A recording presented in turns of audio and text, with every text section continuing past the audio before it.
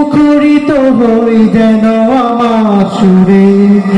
বিরহ দহনে জ্বলছি অবিরাম, বিরহ দহনে জ্বলছি অবিরাম, প্রশান্তি আনব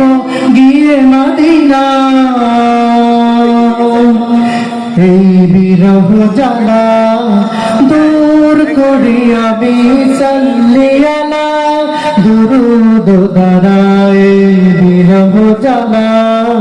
দূর করিয়া বিসাল্লি আলা,